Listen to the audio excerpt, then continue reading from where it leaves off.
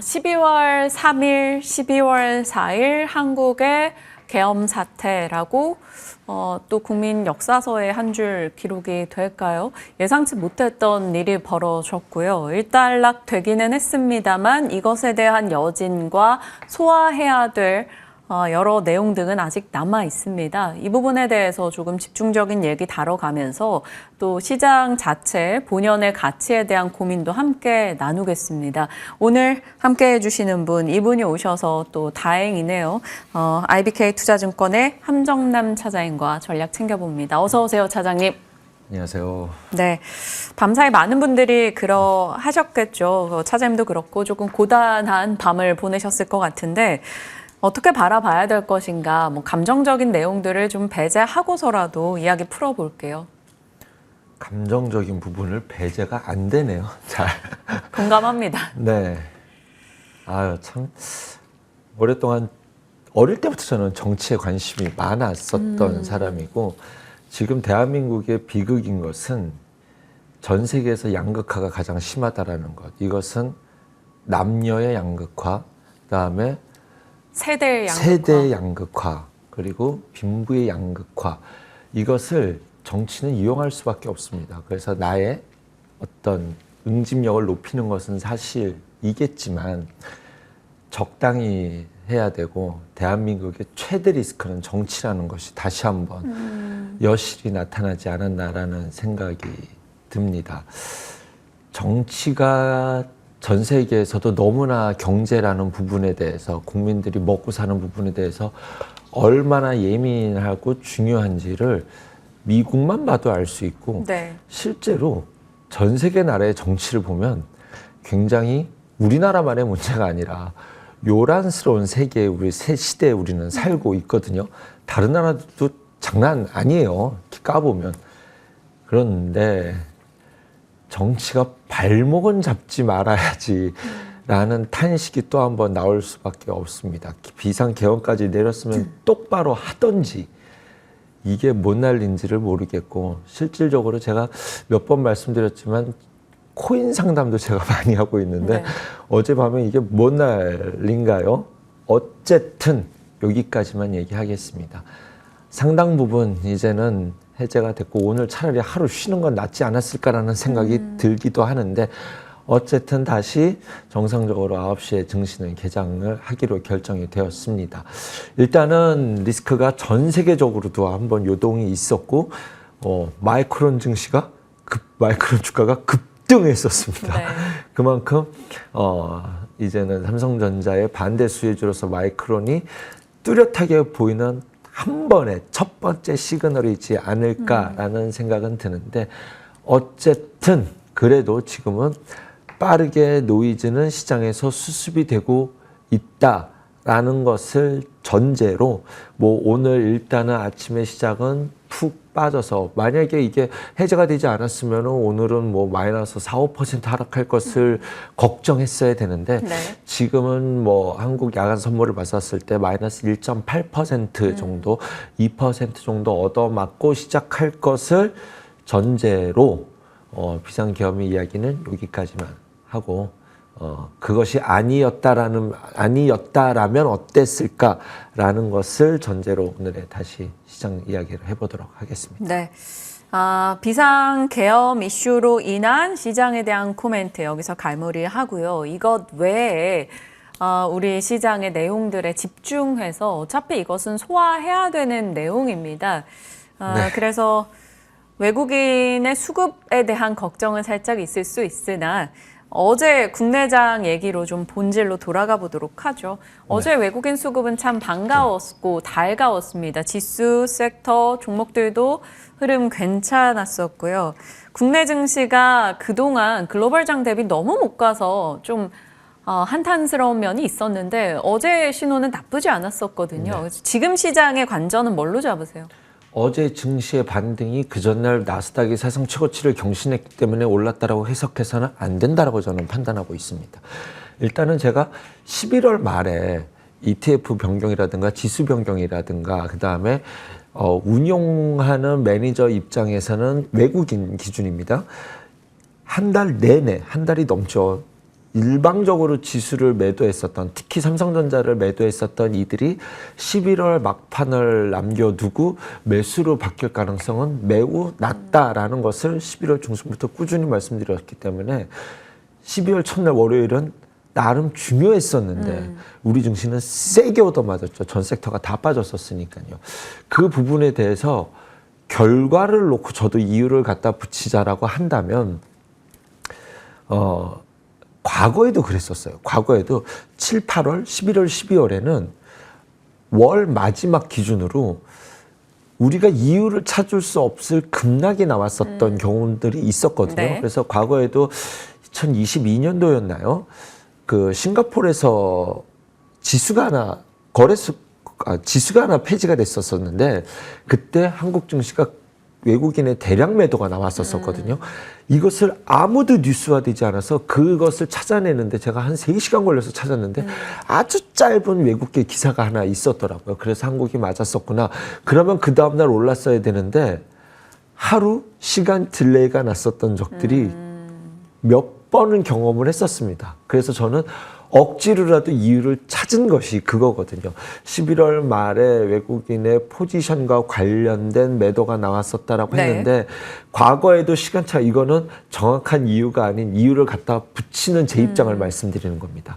이것이 정당화된 시간차에 대한 하루의 빠짐이라고 한다면 어제는 지수가 떨어지더라도 외국인의 매수가 들어오는지가 가장 중요한 포인트였는데 외국인의 매수가 들어와 주었습니다. 그런 의미를 본다라고 한다면 제가 누누이 말씀드렸었던 11월에 있었던 그런 묻지마 식의 외국인의 매도에 대해서는 이제는 한시름 내려놓을 수 있는 시그널이 적어도 등장했다라는 것.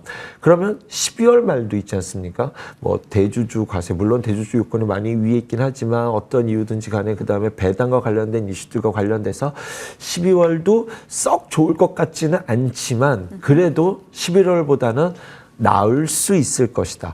종목이 오르다 떨어지고 반복하는 과정 속에서 실망보다는 희망으로 바뀌는 과정 속에서 12월에 시장 시나리오를 만들지 않을까라고 말씀을 드리고 싶은데 또 화가 나네. 그러던 또 화가 찰나에 나네. 그러던 네. 찰나에 이제 한국 증시는 이제 앞으로 본격적인 탄핵 국면으로 이제 노이즈가 나올 것이라서 변동성은 좀 커지겠지만 수급적인 논리로만 본다라고 한다면 조금은 나아질 수도 있었던 위아래로 치고받고 하는 과정 속에서 조금은 긍정적인 그림을 그려가 볼 수도 있었던 것이 어제 낮에 그려봤었던 시장의 전망이었습니다. 그래서 우리 어제 증시의 상승은 만약에 미국장을 따라갔다라고 한다면 IT만 좋았어야 했는데 어제 우리 증시는 그렇지 않았기 때문에 어제 우리 증시로만 놓고 본다라고 한다면 싸다라는 논리, 외국인이 묻지마 매도 포지션을 이어갔던 것 부분에 대해서는 어쨌든 반전 시그널이 등장했었던 유의미했던 날이다라고 말씀드리도록 하겠습니다. 전일장 외국인 수급 유입에서 포착할 수 있는 나름 의미 있었던 긍정의 시그널, 그리고 밤사이 들려왔던 계엄령 선포와 그것이 해제되는 과정까지의 변수. 오늘 국내 시장은 오픈됩니다. 그러면 많은 투자자들은 오늘 변동을 이용해서 어떻게 할 것인가를 고민할 거예요. 지금 채팅창에도 그런 글들이 많이 올라오는데 급락이 나온다, 이탈을 해야 된다, 혹은 이것이 매수 기회이다라는 양각의 시각이 있습니다. 차장님은 어느 쪽에 더 무게를 두십니까? 실제로는 매수 기회다라는 말씀을 드리고 싶었던 날이었거든요. 여러분 12월 첫날 월요일은 패스할 수도 있습니다. 과거에도 이런 사례가 있었기 때문에 ETF 지수 변경되거나 어떤 거래소가 폐지되거나 했었을 때 하루 시간차를 두고 밀렸던 적은 있었기 때문에 어제 외국인의 매수는 상당히 의미가 있었습니다. 라는 부분으로 녹아내리기에는 오늘의 아침에 투심이 뭐가 문제냐면요. 안 그래도 한국장을 떠나고 싶었던 분들에게 이게 문제인 거예요. 이게. 맞아요. 그런 말 많이 하잖아요. 탈출은 지능순이다라는 이런 말을 정말로 하고 싶지 않았는데 그런 분들이 야 이것 봐라 라는 이 투심이 한번 악화되는 매는 어쩔 수 없이 한 번은 반영을 시키지 않을까라는 생각이 듭니다. 하지만 그 사이클로 한 번을 맞는다라고 한다면, 왜냐하면 지금 시장과 한국 증시는 그렇게 돼서 한국을 떠나야 된다라는 수급이 반영되어 있는 지수라는 것을 네. 염두에 두시고, 이것 때문에 빠진다라고 한다면 저는 이번의 하락 파동은 가슴은 아프지만, 이 논리로 접근하는 것이 가슴은 아프지만 외국인 입장에서는 빈집의 수급이 들어올 수 있는 타이밍이라고도 생각은 듭니다. 외국인 입장에서는 네. 네. 최악의 사태 이런 것들을 두고 저희가 뭐 이렇게 정점이라는 표현을 하잖아요. 어찌 보면 한국장은 연간으로 맞을 수 있는 갖은 매를 다 맞은 상황에서 또 예상치 못한 내부적 변수 매를 한 대 더 맞았습니다. 이것을 어떻게 활용하는가에 대해서 좀 같이 고민을 해 나가고 있고요. 함 차장님 좀 어렵겠지만 전략을 세워주셨어요. 시장에 대한 방향이었고요. 저희가 이제 네. 그래도 약간 전부 다 무의미하다라는 쪽으로 가면 안 될 것 같아요. 어찌됐건 시장은 열리게 되고요. 네. 각 종목들은 상승 혹은 하락 저마다의 길을 가게 될 겁니다. 이런 상황에서 모두 약간 허무주의, 지금 심정적으로는 다들 그러죠. 정말 국내장에 대한 약간 허무주의가 팽배해질 수 있는데 그럼에도 불구하고 그것을 붙들어야 될 거예요.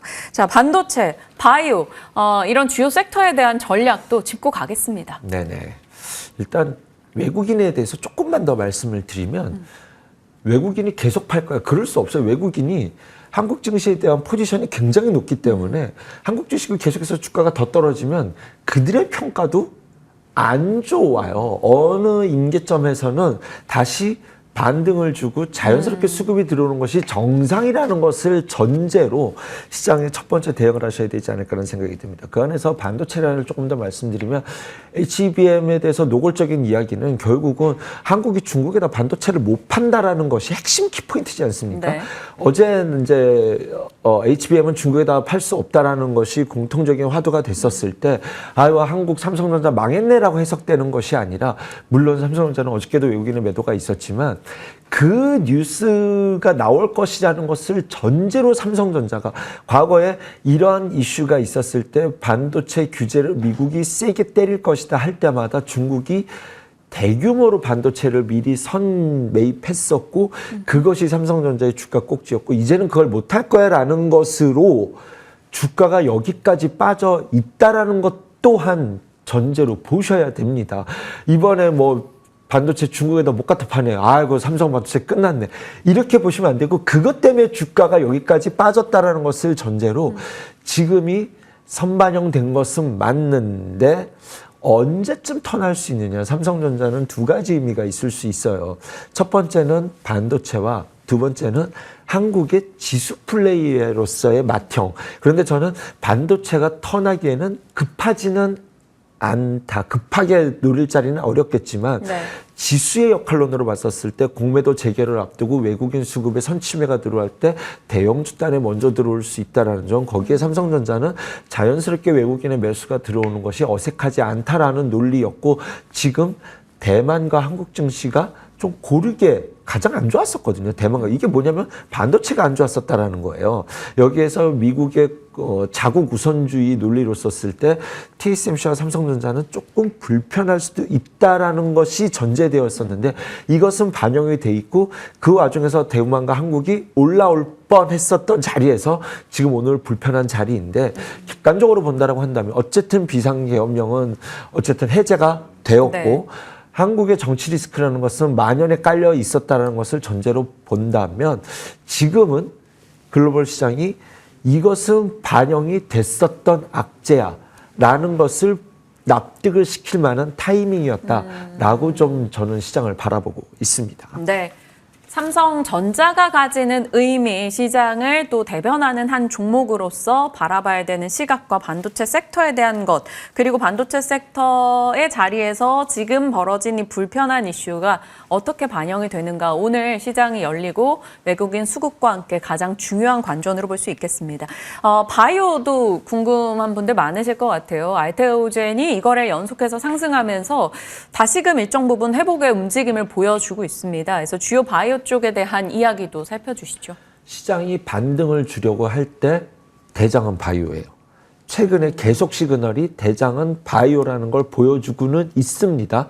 그런데 제가 생각하는 지금의 바이오의 이 모습은 단기 하락 속도가 너무 깊었기 때문에 좋다 나쁘다를 떠나서 기술적 반등이 나오는 것이 아직은 당연한 자리에 있는 상황이다라고 보여지고요. 그 기술적 반등으로 봤었을 때 아직은 좀 더 랠리의 폭이 남아 있다라고 봅니다. 그래서 시장이 반등을 주려고 할 때 바이오가 가장 앞단에 있다라는 것, 그만큼 낙폭이 컸고 아직도 반등의 의미로만 본다 하더라도 상승의 폭은 남아 있다라고 봅니다. 라고까지만 말씀드릴게요. 알겠습니다. 시장 주요 변수 발생, 그로 인한 주요 섹터의 관전 살펴가고 있고요. 또 그 가운데서도 기업이나 섹터가 가지는 본질에 대해서도 계속 체크하고 있습니다. 자, 연말입니다. 배당에 대한 얘기도 나올 거고 좀 안전한 투자처를 찾는 이들의 시각도 있는 것 같아요. 그래서 배당 관련해서 금융 혹은 통신 혹은 주주환원을 하는 기업들 아이디어 있으실까요? 삼성생명, 삼성화재가 어제 전자의 이슈였죠. 하락분을 다 메꿔주면서 자금이 글로 이동을 했죠.